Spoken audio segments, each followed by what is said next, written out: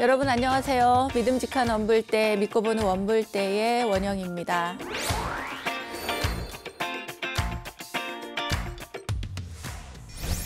몸과 말과 생각으로 짓게 되는 신구의, 신업, 구업, 의업, 이것을 불교에서는 삼업이라고 하는데요. 중생이 윤회하는 그 원동력이 바로 이 삼업이라고 합니다. 또한 우리가 짓는 업은 그 행위의 좋고 나쁨에 따라서 선업과 악업, 또 선에도 악에도 속하지 않는 무기업, 이렇게 세 가지로 나눌 수가 있습니다. 선업, 악업, 무기업. 그렇다면 선업과 악업 중에 어느 것이 더 힘이 셀까요? 여러분 생각해 보신 적이 있으실까요? 사실 실제로 선업보다는 악업의 힘이 훨씬 더 강하다고 합니다. 세상을 살아가면서 우리도 느끼게 되는 일들이 있잖아요. 좋은 일은 아무리 많이 해도 표가 잘 나지 않는 반면에 나쁜 일은 아주 조금만 해도 금방 또 이렇게 표가 난다거나 아무리 맑은 물이라도 탁한 물, 예를 들어서 먹물이라도 한 방울 이렇게 떨어지면 그 맑은 물이 금방 이렇게 흐려지는 것을 볼 수가 있습니다. 하지만 아무리 악업의 힘이 크다고 한들 선업을 이길 수는 없죠. 단지 시간이 오래 걸릴 뿐 세상의 대부분의 생명이 선을 지향하기 때문에 반드시 권선징악의 진리가 이렇게 펼쳐지는 것이 아닐까 싶습니다. 이런 부처님 말씀이 있어요. 마음은 모든 법의 근본이니 마음이 주인이 되어 모든 것을 부린다. 마음속으로 악을 생각하여 그대로 행하면 괴로운 과보받는 것이 바퀴가 바퀴 자국을 따라가는 것과 같다. 마음속으로 선을 생각하여 그대로 행하면 선의 과보를 받는 것이 마치 그림자가 형체를 따르는 것과 같다. 이런 이야기가 있습니다. 증일아함경에 담긴 부처님 말씀인데요. 지금 내 마음은 악으로 또는 선으로 이렇게 어느 쪽으로든지 기울어져서 향하고 있는데 늘 스스로를 돌아보면서 내가 어느 쪽으로 가고 있는지 이렇게 살펴보는 여러분이 되셨으면 좋겠습니다. 자, 선함을 배우고 또 익히는 그런 지혜로운 시간, 오늘도 행복한 불교 공부 시작해 보도록 하겠습니다. 여러분 어서 모이세요.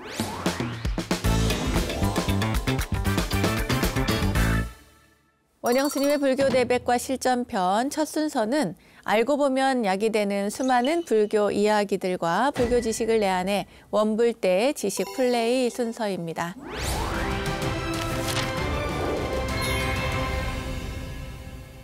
흔히 부처님 법문을 84,000 법문이라고 하죠. 그만큼 굉장히 방대한 그런 부처님의 가르침, 그리고 그 방대함을 담은 84,000 모든 경전의 요지를 단 한 권의 책으로 명료하게 정리해 놓은 그런 경전이 있습니다. 주로 부처님의 기본적인 가르침을 담고 있는데요. 그것이 바로 42장경입니다. 42장경은 대승 경전들과는 그 형식에서 조금 차이가 있습니다. 서분, 정종분, 유통분 이렇게 나누어지는 정형화된 그런 형식으로 편찬된 것이 아니라 42장경이라고 하는 제목에서도 알 수 있듯이 42개의 각장으로 나누어져서 알기 쉬운 비유를 들어서 불법의 요지를 설하고 있습니다. 그런 점에서 불교를 처음 접하는 초보 불자들이나 바쁜 일상 속에서 마음의 여유가 없는 우리 현대인들에게는 가까이 하기에는 굉장히 쉬운 아주 소중한 그런 경전일 텐데요.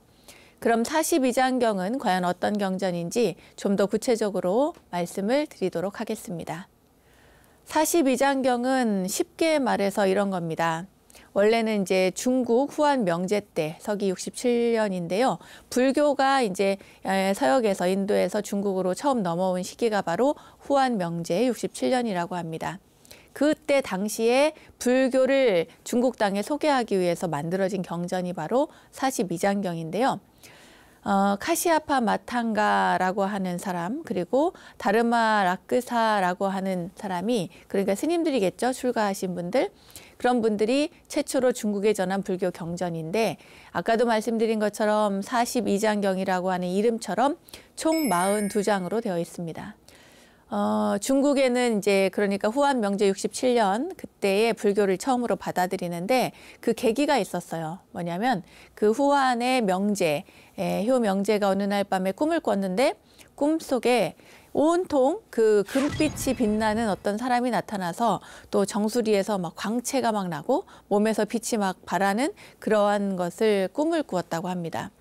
그래서 너무 신기한 꿈이니까 그 황제가 신하들을 모아놓고 내가 어제 이런 꿈을 꿨는데 그대들은 어떻게 생각하는가? 라고 이제 물어요.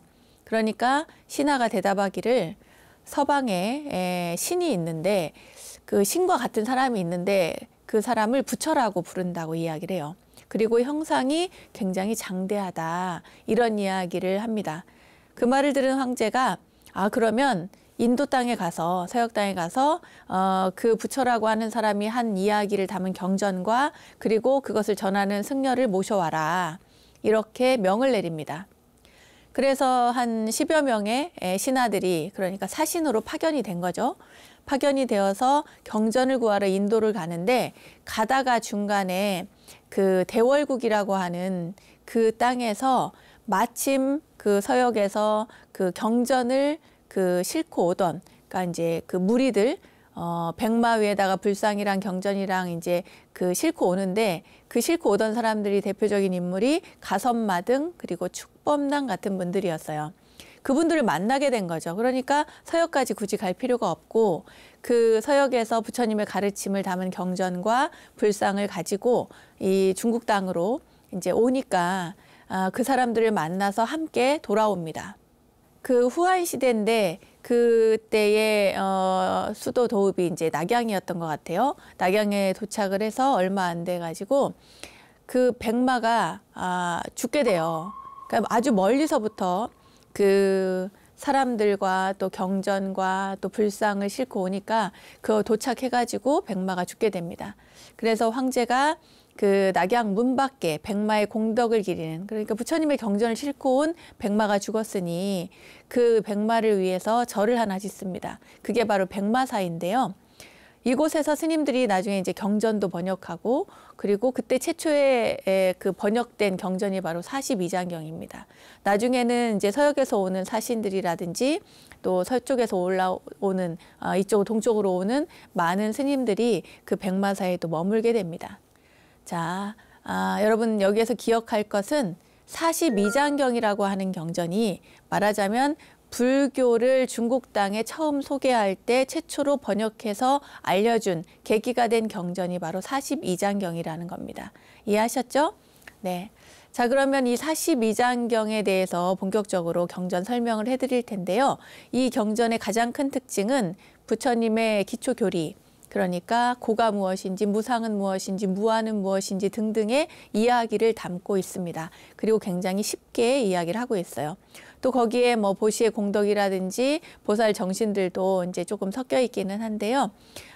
구체적으로는 뭐 예를 들면 1장은 4가지 깨달음에 대한 이야기를 하고 있고 2장은 참된 이치에는 차별이 없다.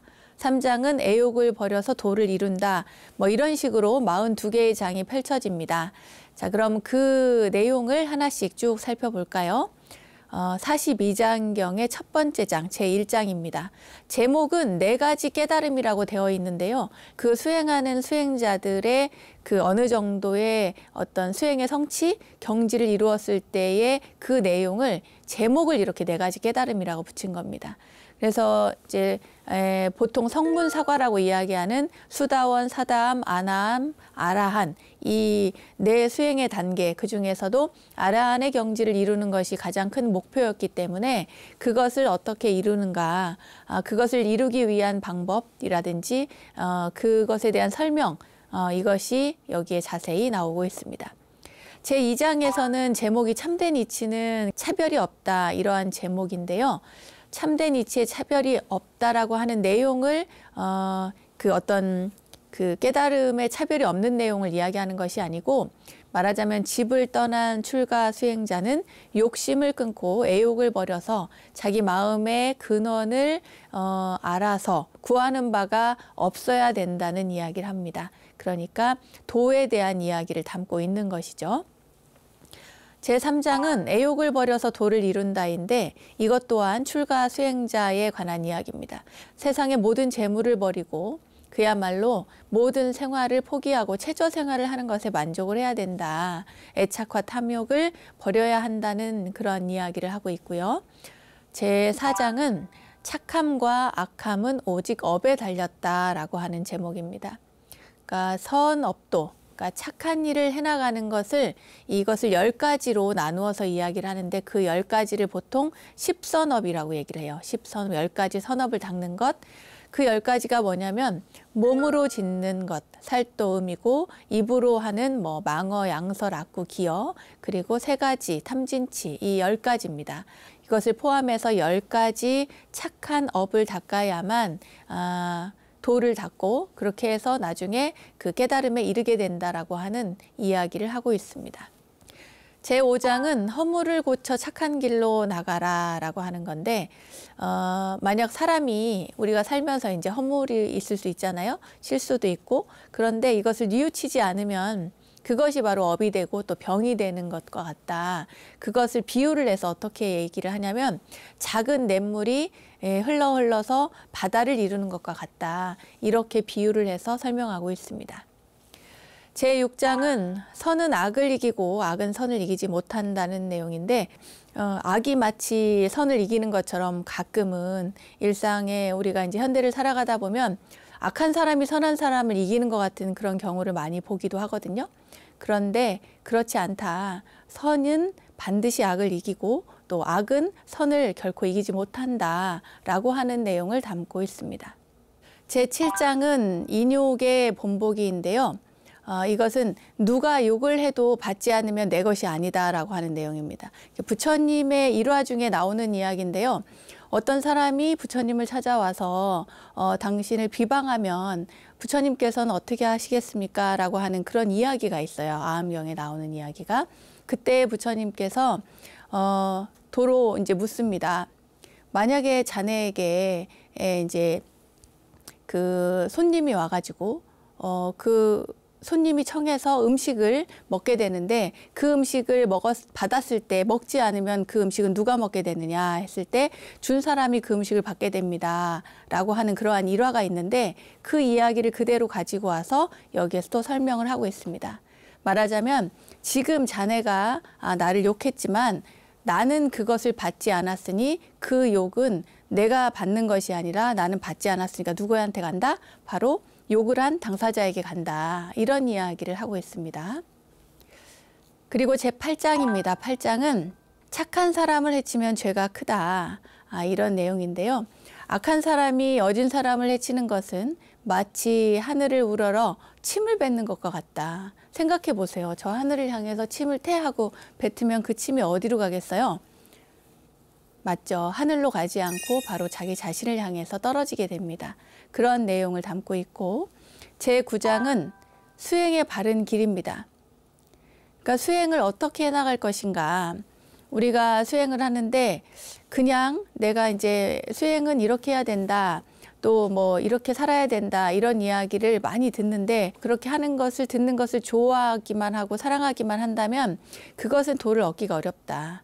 왜냐하면 많이 알아도 한번 실천하는 것만 못하다는 그런 이야기입니다. 그러니까 어떻게 수행을 해나갈 것인가 라고 하는 이야기를 하고 있고요. 제10장에서는 다른 사람의 착한 일을 보고 기뻐해 주라는 이야기를 하고 있습니다.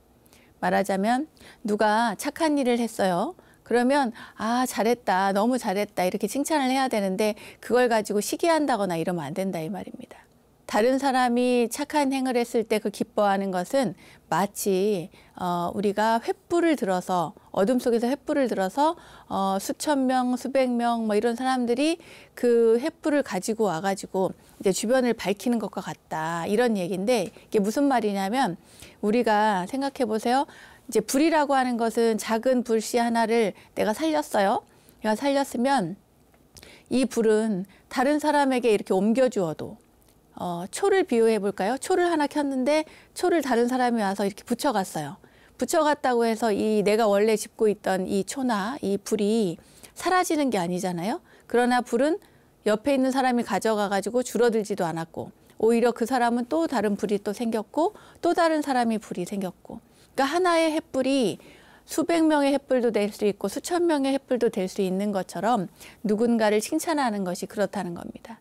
그만큼 본디의 횃불은 변하지 않는 것처럼 복 또한 그와 같다고 생각을 하시면 되겠습니다. 제11장입니다. 공양의 공덕에 대한 이야기인데요. 악한 사람 100명을 공양하는 것보다 한 명 착한 사람 한 명을 공양하는 것이 훨씬 더 훌륭하다는 그런 이야기를 하는데, 여기에서 중요한 거는요. 모든 수행자에게 공양하는 것이 다 옳다라는 것이 아니라, 최고의 수승한 그런 복덕이라는 것이 아니라 올바른 수행자에게 공양하는 것이 그만큼 중요하다는 얘기입니다. 아시겠죠, 여러분? 네. 그리고 제12장인데요. 여기에서는 20가지 경계의 내용이 나옵니다. 이 20가지, 사람에게는 20가지 어려움이 있는데 그 어려움에 대한 이야기가 여기에 많이 나옵니다. 자, 20가지가 무엇인가 한번 살펴볼까요? 먼저 가난하고 또 그 궁하게 살아서는 보시하기가 어렵다. 이것이 첫 번째입니다. 그리고 건장하고 귀해서는 도를 배우기가 어렵대요. 이게 무슨 말일까요? 그러니까 건강하고 또 귀하게 잘 자라고 이러면은 사실은 귀하게 대접받고 살면은 도를 배우기가 어렵다는 거예요. 또 목숨을 버려서 죽기를 기약하기는 어렵대요. 목숨을 버려서 죽기, 난 언제 죽을 거야 이렇게 내가 죽고 싶어 해도 그렇게 죽기는 쉽지 않다. 부처님의 경전을 얻어보기는 어렵고, 그쵸? 부처님의 경전을 우리가 똑같이 이 세상에 살았어도 부처님의 가르침을 접하는 사람, 또 접해도 믿고 따르기는 어렵잖아요. 그런 것을 이야기하고 있습니다. 살아서 부처님의 세상을 만나기도 어렵고, 또 색과의 욕심을 참기도 어렵고, 좋은 것을 보고 구하지 않기도 어렵죠. 우리 좋은 거 갖고 싶은데 보고는 저거 갖고 싶은데 이런 마음이 계속 남으면 그걸 계속 갖고 싶잖아요. 또 가지려고 노력도 하고.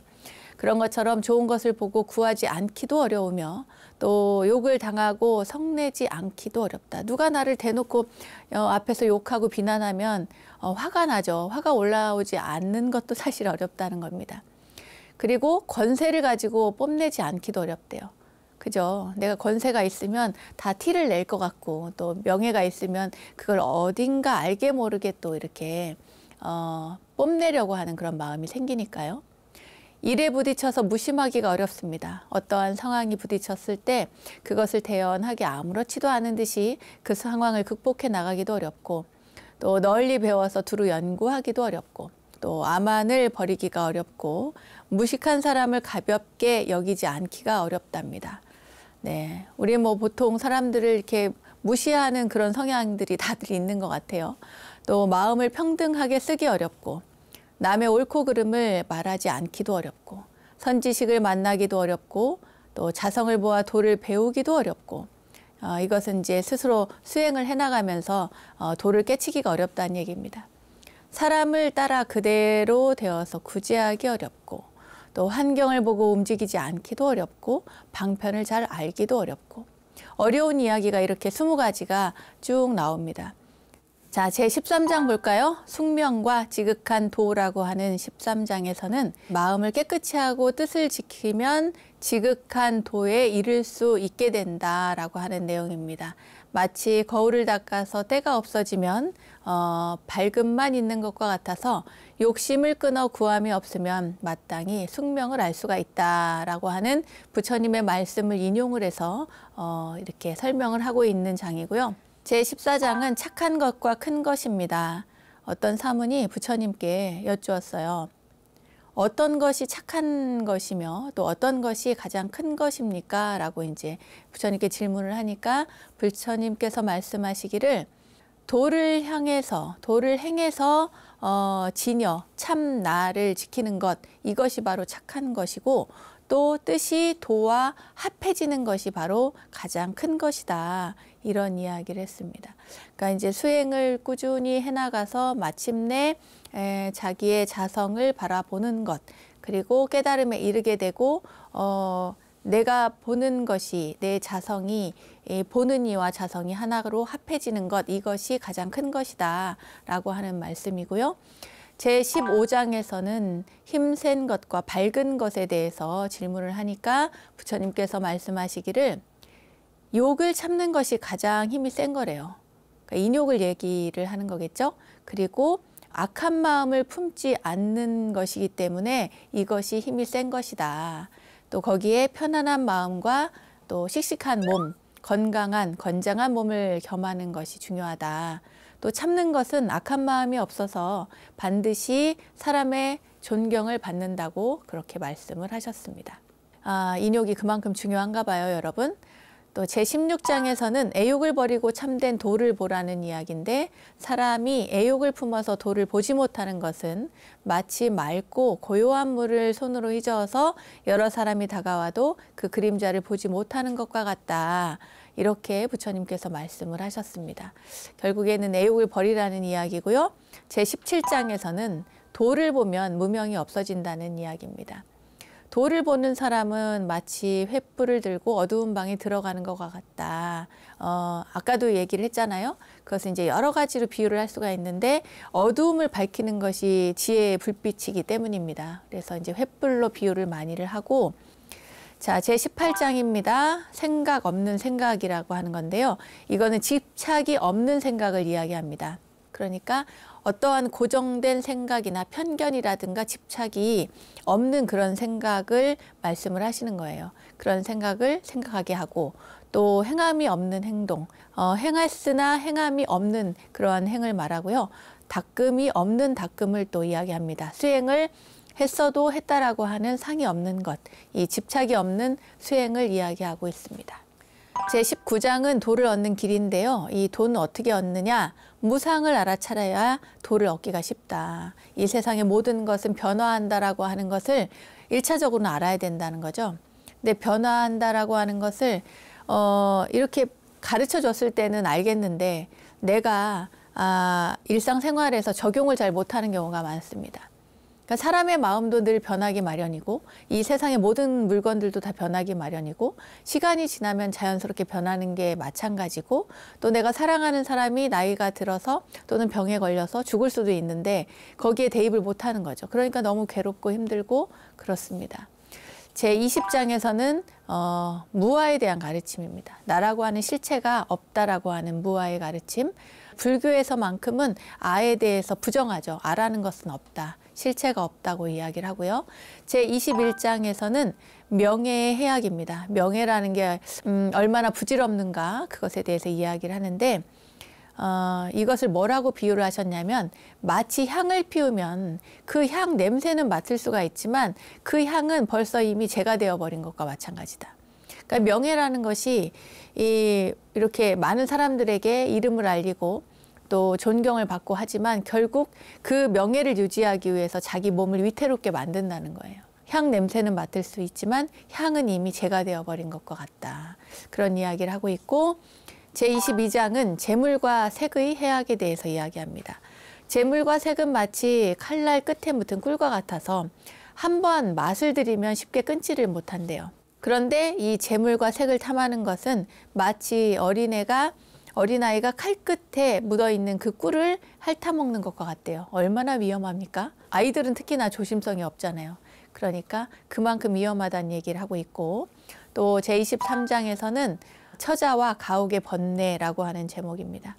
사람이 이제 인간관계에 있어서의 얽매임이라고 하는 것은 기한이 없기 때문에 이거는 굉장히 힘든 일이다. 그러한 이야기를 하고 있고 제24장에서는 색은 중생의 가장 큰 병이다. 모든 애욕 가운데 색만한 것이 없으니까 색욕 이것은 뭐 크기가 없다라고 할 정도로 굉장히 위험한 것이다. 이런 얘기를 하고 있습니다. 이게 지금 얘기를 쭉 하면서 여러분 느끼시겠지만 아까도 말씀드린 것처럼 기본적으로 수행하는 사람들을 이렇게 가르치기 위해서 이야기를 하고 있기 때문에 여기에는 조금 더 뭐라고 해야 되나 좀 더 강도가 높다 이렇게 생각을 하시면 되겠습니다. 제25장은 애욕을 멀리하라는 내용인데요. 사람에게서 애욕은 마치 횃불을 잡고 바람을 거슬러 가는 것과 같다. 이제 이게 무슨 말이냐면 또 횃불 얘기가 나왔어요. 바람이 막 불어요. 그런데 우리가 이제 이 불을 들었으면은 이제 바람으로부터 이 불을 막으려고 이렇게 등을 돌려야 되는데 바람이 막 불어오는데 불어오는 방향을 향해서 횃불을 들었다고 생각을 해보세요. 그러면 그 횃불이 어디로 가겠습니까? 나에게 오겠죠. 그와 마찬가지로 이 불덩이는 결국에는 애욕의 덩어리다. 이것을 이제 가까이 하는 것은 결국 바람을 향해서 횃불을 드는 것과 같다. 내 손을 또 내 몸을 대게만 만들 뿐이다. 이런 이야기를 하고 있고, 제26장은 애욕을 물리친 부처님에 대한 이야기입니다. 어떤 여인이 와서 부처님을 이제 유혹을 했어요. 그러니까 그 아름다운 몸으로 유혹을 하니까 부처님께서 뭐라고 하셨냐면, 내 눈에는 너의 그 아름다운 모습이 마치 가죽 부대에 담은, 가죽 부대에 온갖 더러움을 담은 그러한 모습으로 보인다. 너는 무엇을 하러 여기 왔느냐라면서 이야기를 합니다. 그러니까 그 여인이 놀래서 부처님께 귀의하고 법을 설해달라고 해서 그 자리에서 부처님의 법을 듣고 어느 정도 경지에 오른 그런 이야기가 나옵니다. 제27장은 모든 장애를 떠나라는 내용인데요.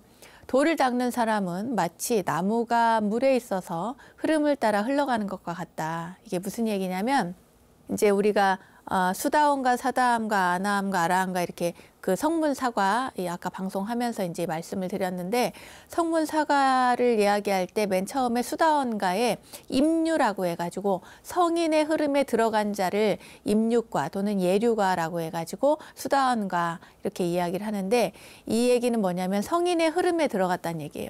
그러니까 돌을 닦는 사람은 말하자면 그 나무 토막을 물에 띄었을 때 그 나무가 그 물의 흐름, 물이 흘러가는 흐름에 따라서 잘 흘러가는 그러한 모습과 같다. 양쪽 기슭에 걸리지 않고 어떤 소용돌이에 빠지지도 않고 썩지도 않고, 말하자면 수행을 하고 마음을 잘 다스리고자 하는 사람들은 그 물의 흐름에 따라서 잘 떠내려가는 것과 마찬가지다라고 하는 내용을 담고 있습니다. 제28장은 마음을 믿지 말라는 내용인데요.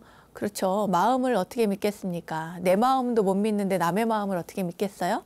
마음도 믿지 말고 색도 믿지 말라는 그런 이야기를 하고 있고, 29장에서는 여색을 멀리하라는 내용입니다. 이거는 말하지 않아도 되겠죠. 제30장은 욕심을 멀리하라는 겁니다. 돌을 닦는 사람은 마른 풀을 가진 것과 같아서 그 불이 오면 마땅히 피해야 된다. 여러분, 이제 그 마른 풀들을 이렇게 모아놨어요. 그러면 이 마른 풀은 진짜 아주 작은 불에도 금방 타오르잖아요. 그런 것처럼 나한테서 일어나는 이 욕심이라는 것, 탐욕이라고 하는 것은, 이것은 마른 풀에 불을 대는 것과 마찬가지다. 그러니까 도인도 욕심을 보거든 멀리 해야 된다라고 하는 그런 내용입니다. 또 31장은 마음을 끊으라는 건데요. 말하자면 마음을 끊어낼 생각을 해라. 내가 어떤 수행을 함에 있어서 육신을 단련을 어떻게 하고 이러려고 하지 말고, 육신보다 더 중요한 것은 마음을 다스리는 것이다. 또 32장에서는 이 사랑 때문에 모든 근심이 생긴다. 이런 내용입니다. 사랑과 욕심을 쫓아서 가면 걱정이 생기고, 그리고 그 걱정을 또 따라가다 보면 두려움이 생긴다는 내용이고요. 33장에서는 개정해를 닦아라. 돌을 닦는 사람은 마치 한 사람이 만 사람과 더불어서 싸우는 것 같다. 돌을 배울 때에는 마땅히 그 마음을 굳게 가져야 한다는 말씀입니다. 34장에서는 중도를 따르라는 내용이에요. 마음이 만일 고르고 또 알맞으면 도를 얻을 수가 있겠지만, 그 성이 난다거나 마음을 사납게 갖는다거나 이러면 몸도 피곤하고, 몸이 피곤하면 마음도 괴롭고 피곤하고, 또 마음이 괴로우면 또 행실이 또 바르지 못할 것이고, 결국에는 이 마음과 몸을 다 맑고 편안하게 해야만 우리가 도를 잃지 않는다라고 하는 내용을 담고 있습니다. 제35장은 번뇌를 버리라는 내용인데요. 말하자면 이제 잘 단련을 해야 된다. 끊임없이 새를 단련할 때 못 쓰는 쇠붙이를 골라낸 다음에 만들면 좋게 만들어질 수 있는 것처럼, 도를 배우는 사람도 마음의 번뇌를 다 버린 뒤에야 그 행실도 계행도 다 맑고 깨끗해진다는 내용이고요. 36장에서는 9가지 경계에 대한 내용이 나옵니다. 사막도를 떠나서 사람 몸을 받기가 어렵다는 이야기가 먼저 나옵니다. 사막도가 어디입니까? 지옥 악이 축생이죠. 지옥도 아기도 축생도 이 사막도를 떠나서 사람 몸을 받기가 어렵고 사람 몸을 또 받는 중에도 사실은 수행하기 좋은 게 이제 여자 몸보다 남자 몸이기 때문에 그래서 남자 되기가 어렵다는 얘기도 하고 뭐 설령 남자가 되었어도 모든 그 신체가 건장한 육군이 완비되기가 어렵고 육군이 건장한 신체가 건장한 사람이라고 하더라도 또 좋은 국토에 나기가 어렵고 좋은 땅에 났어도 부처님 세상을 만나기가 어렵고 부처님 세상을 만났어도 부처님 회상에 들어와서 출가해서 살기도 어렵고 출가했다고 해도 그 안에서 정말 신심을 내서 수행하기가 어렵고 신심을 내었어도 보리심을 발하기가 어렵고 보리심을 발했어도 깨달음을 얻기가 어렵다. 이러한 내용입니다.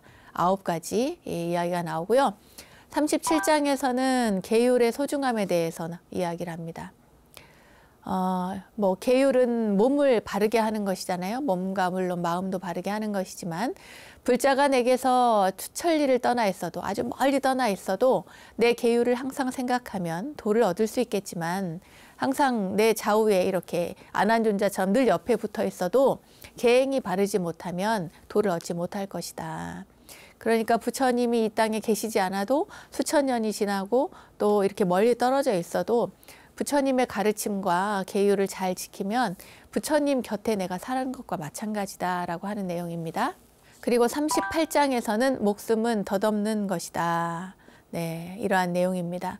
부처님이 그 한 제자에게 물었어요. 사람의 목숨이 얼마 동안에 있느냐라고 하니까 뭐 어디에 있습니다, 어디에 있습니다 쭉 이야기를 하는데 마지막에는 숨 쉬는 사이, 호흡지간에 있습니다. 이 숨 쉬는 그 사이에 있습니다 하니까 부처님께서 그대가 도에 대해서 잘 안다라고 이야기를 했다고 합니다. 자, 39장 경전을 믿고 따르라는 이야기인데요. 불도를 배우는 사람은 부처님이 말씀한 바를 마땅히 모두 믿고 따라야 한다는 내용을 가지고 여기서 설명을 하고 있고 또 40장에서는 마음의 도를 행하라 라고 하는 제목으로 이야기를 합니다. 몸은 도를 따르는 듯하지만 마음이 그렇지 않다면 도를 얻을 수가 없다. 사실 몸과 마음은 따로 떼어서 이야기할 수가 없잖아요. 그러니까 몸을 바르게 해야 또 마음도 마음가짐도 발라지고 또 마음가짐이 발라져야 또 육신도 잘 따라서 살 수 있으니까요. 41장은 항상 도를 생각하라는 내용인데요. 도를 닦는 사람은 마치 무거운 짐을 진 소가 깊은 진흙탕을 걸어가는 것과 같다. 피로가 지극해지면 좌우를 돌아볼 겨를도 없다가 진흙탕을 벗어나서야 비로소 숨을 돌리는 것과 같으니 사무는 마땅히 이처럼 관해라. 그러니까 우리가 자칫 이렇게 마음을 나태하게 가지면 그러면 금방 이렇게 유혹에 빠져들 수도 있고 실수를 할 수도 있고 그렇기 때문에 어렵더라도 항상 그 곧은 마음으로 도를 생각해야 된다라고 하는 내용이고요. 마지막입니다. 이제 42장, 제42장에서는 평등한 직연에 대한 이야기를 하고 있습니다. 부처님께서 말씀하시기를 나는 왕후의 지위를 문틈을 지나가는 티끌과 같이 보고 금이나 옷 같은 보배를 기와 조각과 같이 본다라고 이야기를 하셨어요. 그러니까 이 이야기는 뭐냐면 우리가 보통 세상을 살아가는 많은 사람들이 이 세속에서 귀하다, 소중하다 또는 원하는 모든 것들이 사실은 다 덧없는 것이다 라고 하는 것을 이야기하고 있습니다. 그 이후에 도에 대한 이야기를 또 더 덧붙여서 하고 있죠. 네, 여기까지가 바로 42장경의 내용입니다. 엄청 좀 긴 듯하지만 실제로 보기에는 그렇게 어렵지 않고요. 여러분들이 읽을 때 충분히 이해할 수가 있고 그리고 이 내용을 통해서 초기 불교에서 중시하는 것이 무엇인지도 알 수 있고 불교를 그 이국의 땅에서 전할 때 이것만큼은 가장 기본이 되기 때문에 전하고자 했던 그런 기본적인 가르침을 담고 있기 때문에 42장경 굉장히 중요하다. 네, 후한명제 67년에 처음 초기 최초에 번역된 경전이 바로 42장경이다 등등의 내용을 여러분들 기억하시면 좋겠습니다. 자, 오늘 42장경에 대한 자세한 설명 여기까지 하고요. 함께 문제 풀러가 볼까요? 그럼 첫 번째 문제 보겠습니다. 부처님의 가르침을 42장으로 나누어 간략하게 설명하고 있으며 고, 무상, 무화, 보시 등의 주요 교리를 포함하고 있는 경전은 무엇인가? 1. 금강경 2. 화엄경 3. 법화경 4. 사십이장경.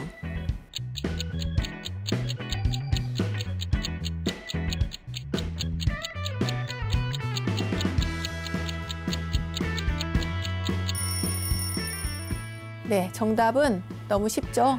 42장경입니다. 부처님의 가르침을 42장으로 나누어서 설명했다고 했잖아요. 고무상무화 보시 42장으로 나눈 것은 42장경 뿐입니다. 금강경, 법화경, 화엄경. 금강경은 뭐 32분으로 되어 있고 법화경은 28품으로 되어 있습니다. 화엄경은 39품으로 된 것도 있고 37품으로 된 것도 있고 그렇습니다. 네, 아무튼 여기에서 이야기하는 42장으로 되어져 있는 것은 42장경이다. 이렇게 이해하시면 되고요. 제 다음 문제 보겠습니다. 중국의 불교가 처음 전래된 시기와 최초로 번역된 경전을 바르게 연결한 것은 1. 수나라 문제 아함경 2. 후한의 명제 42장경 3. 당나라 태종 화엄경 4. 전한의 무제 금강경.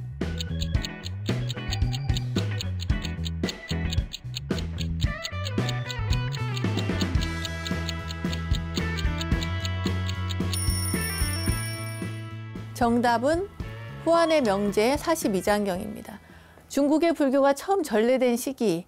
자, 처음 전래된 시기가 뭐예요? 후한 명제 67년입니다. 후한 명제 67년에 불교가 전해졌고 최초로 번역된 경전은 뭐다? 42장경이다. 그래서 초기 경전의 내용, 부처님의 근본적인 가르침을 기본적으로 고, 무상, 무화라든지 하는 내용들을 바탕으로 해서 42장으로 된 것이 바로 42장경 최초의 경전입니다. 뭐 수나라, 당나라, 전하, 아함경, 화엄경, 금강경은 아닙니다. 최초의 경전은 후한 명제 67년에 42장경이 번역이 되었고 많은 사람들에게 유포되었다라고 하는 것 기억하시기 바랍니다. 다음 문제 볼게요. 다음 중 42장경의 설명이 아닌 것은 1. 고, 2. 무상, 3. 유식, 4. 무화.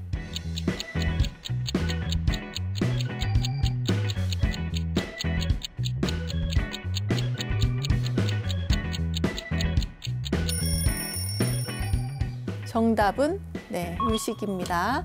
42장경은 부처님의 가르침을 아주 근본적인 가르침을 담고 있기 때문에 여기에는 삼법인에 대한 내용 이런 내용들을 기본으로 하고 있거든요.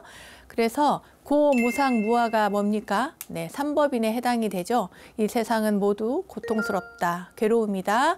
그리고 또 이 세상의 모든 것들은 다 무상하다, 항상함이 없다는 거예요. 늘 끊임없이 변화한다. 그리고 불교는 무아, 나라고 할 만한 고정된 실체가 없다. 어떤 것을 뜯어보아도 나라고 할 만한 것이 없다. 왜냐하면 모든 것은 인연에 의해서 조화롭게 이렇게 만들어지고 만들어진 상황들, 그리고 존재도, 인식하는 작용도, 모든 것들이 다 특별히 이 나라고 할 만한 고정된 것이 없어서 연기에 의해서, 인연에 의해서 이루어진 것이다 라고 하는 내용을 42장경에서 알려주고 있습니다.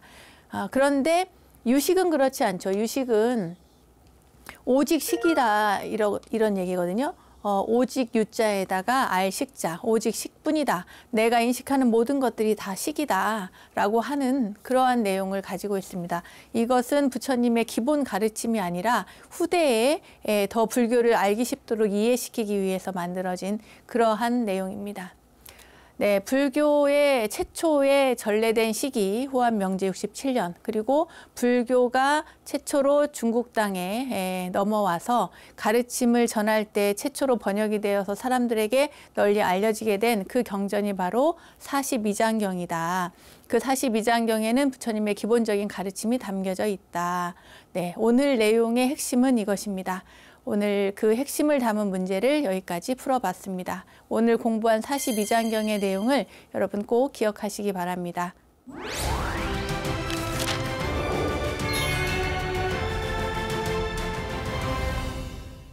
우리들 인생길에 마주한 이야기 하나로 삶을 향기롭게 만들어가는 시간, 마음훈련의 시간, 불문입니다. 부처님의 탄생과 깨달음 그리고 설법과 열반의 장소로 부처님의 생애를 바탕으로 한 부처님 4대 성지 여러분들도 잘 알고 계시죠? 오늘은 이 가운데에서 부처님께서 처음으로 설법을 하신 초전법륜지 그러니까 녹야원에 얽힌 이야기를 들려드리려고 합니다. 부처님께서 바라나국의 녹야원에 계실 때인데요. 이 녹야원은 5신통을 얻은 선인들이 살았대요. 그러니까 보통 사람들은 살고 있던 곳이 아닌 그 특별한 사람들만 머무는 곳이었나 봐요.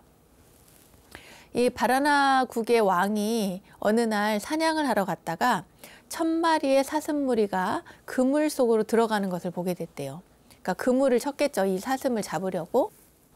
근데 왕이 병사들을 동원해서 이 사슴의 무리를 다 에워싸니까 사슴떼들이 놀라고 두렵고 막 이렇게 소리조차 내지를 못했대요. 그때 석가모니 부처님께서 그러니까 전생에 이 사슴 무리의 왕이었을 때 이야기인데 부처님께서 그러니까 이제 전생에 두려움에 떨고 있는 사슴들에게 이 사슴 왕으로서 이야기를 합니다. 뭐라고 하냐면 모두들 마음을 편안하게 해라. 두려워하지 마라. 내가 왕한테 부탁을 해서 반드시 목숨을 구제하게 만들 것이다. 그러니 저마다 다른 마음을 갖지 않도록 해라. 이렇게 이야기를 했대요. 그러니까 부처님의 전생에 그 사슴 왕으로서 그 바라나국 왕에게 그렇게 이야기할 테니 마음 편히 가지란 얘기죠. 그리고 실제로 이야기를 합니다. 왕한테. 지금 왕의 뜻을 살피건대 이 1000마리의 사슴을 한꺼번에 죽여서 저기 주방에 부엌에 보내려고 하시는데 지금 다 죽여서 삶아 놓으면 고기가 상해서 다 버리게 될 거다. 그러니까 왕께서는 저희를 가엾이 여기시어 하루에 1마리씩 사슴을 죽여서 그 주방장에게 요리하는 사람에게 보내십시오. 왕을 번거롭게 하지 않고 저희 사슴들이 스스로 그 주방으로 나가서 죽음을 받겠습니다. 그러면 고기 양도 끊어지지 않고 또 사슴 그 수도 갈수록 더 불어나게 될 겁니다. 이렇게 이제 얘기를 한 거예요. 그러니까 왕이 이제 들어보니까 일리가 있잖아요. 그 1000마리를 한꺼번에 죽여서 어쩔 거예요. 그죠? 그냥 사슴들을 내버려 두고 그리고 성으로 돌아갑니다. 그때 1000마리의 사슴 무리는 이제 부처님이 모두 거느리고 있는 그런 사슴이 아니고요. 부처님이 거느리고 있는 사슴 500마리가 있었고 그리고 이 생에 대바다다가 그 거느리고 있는 500마리의 사슴이 합해진 그런 1000마리였던 거예요. 그 대바다다도 이제 이때 같은 사슴의 몸이었다고 합니다. 그러니까 날마다 1마리씩 이제 사슴이 죽을 사슴이 차출돼서 왕에게 나아가서 주방에 보내지는데 어느 날 대바다다 이제 사슴이 그 왕에게 보낼 사슴을 이제 그 차출을 해야 되는데 어떻게 하다 보니까 새끼를 뵌 어미사슴이 죽을 차례가 된 거예요. 그러니까 이제 어미사슴이 대바다다에게 이제 간청을 하죠. 저는 이제 해산이 얼마 남지 않았습니다. 제가 죽을 차례이기는 하지만 뱃속의 새끼는 아직 차례가 아니니 원컨대 저의 차례를 조금만 뒤로 밀어주십시오. 그런 거예요. 그랬는데 대바다다 사슴이 화를 내면서 누가 너를 대신해서 죽겠냐고 하면서 화를 낸 거예요. 그때 이 어미사슴이 눈물을 흘리면서 부처님을 찾아가서 이제 사정을 이야기하죠. 그 부처님께서 이 사슴을 위로하면서 두려워하지 마라. 그러면 내가 너를 대신해서 먼저 죽겠다. 이렇게 얘기를 한 거죠. 그러니까 대바다다 사슴이 화를 내면서 그 새끼를 뵌 사슴한테 네 차례인데 왜 응하지 않았냐고 하면서 막 화를 내는 거죠. 그러니까 부처님께서 그 대바다다에게 얘기를 하기를 그만둬라. 어미사슴 차례이긴 하지만 태 속에 생명이 불쌍해서 그러는 거 아니냐. 그래서 내가 대신 가겠다. 이렇게 얘기를 했다는 거예요. 그러니까 사슴들이 가만히 있겠습니까? 아니죠. 따라갑니다. 저희들이 왕을 대신하여 죽음을 받고자 합니다. 그러면서 왕이 계심으로써 우리가 있게 됐고 물과 풀을 먹을 수도 있고 마음대로 놀러 다녀도 두렵지가 않았습니다. 하면서 그 이제 사슴 왕의 뒤를 따라서 궁까지 갑니다. 서로 죽겠다고 하면서 이렇게 쭉 나가요. 그런데 부처님이 이제 이 말을 듣지 않고 먼저 이제 앞으로 나갑니다. 그런데도 이제 사슴들이 계속 1000마리가 따라오니까 요리사가 이 사슴 왕을 보고는 너무 놀란 거예요. 사슴 왕이 목숨을 바치겠다고 하니까 어떻게 해야 될지 모르겠다고 하면서 왕한테 이제 이야기를 합니다. 그러자 왕이 이 신하들을 다 불러 모으고 가서 사슴 왕을 데리고 오라 그래요. 데리고 왔겠죠? 왕이 사슴 왕한테 묻습니다. 1000마리 사슴이 이제 죽을 사슴이 다 됐느냐? 너는 무엇 때문에 왔느냐? 하니까 1000마리가 계속 새끼를 계속 낳아서 마침내 큰 떼를 이루었는데 사슴의 무리는 날마다 앞으로도 계속 불어날 거다. 줄어드는 일은 없을 것입니다. 그러면서 이제 앞에 있었던 일을 다 이제 설명을 해줍니다. 그러자 왕이 그 얘기를 다 듣고는 그리고는 이제 깨닫죠. 자기가 얼마나 모자랐는지, 자기가 이 왕이 사슴 왕만도 못하다는 걸 스스로 깨닫게 됩니다. 그래서 대신들과 백성들에게 명을 내려요. 뭐라고 하냐면 왕명으로서 지금부터는 사슴 사냥을 금하겠다. 이것을 어기는 자가 있다면 엄히 다스리겠다. 이러면서 사슴 고기를 먹지 못하도록 하고 그렇게 했대요. 그래서 이 녹야원이라는 곳이 생기고 이름도 지어졌다고 합니다. 네, 부처님 전생 이야기 가운데서도 아주 유명한 이야기 중에 하나입니다. 사슴왕 이야기. 네, 자신의 무리를 아끼고 다스린다는 것이 무엇인지, 또 보살핀다는 것이 무엇인지, 보살행이 무엇인지 또 생각하게 만드는 그런 이야기죠. 누군가의 고통을 대신해서 받을 수 있을까 하고 한번 생각해 봅니다. 나는 과연 그럴 수 있을까? 누군가를 대신해서 목숨을 이렇게 내어놓을 수 있을까? 이렇게요. 우리에게 정말 소중한 것은 무엇일까요? 남 모르는 누군가를 위해서 우리가 희생할 수 있을까요? 네, 여러분도 한번 생각해 보십시오. 자, 그럼 여러분께 다시 한번 묻겠습니다. 여러분은 이 생에 대신 희생할 만큼 그만큼의 소중한 사람이 있습니까?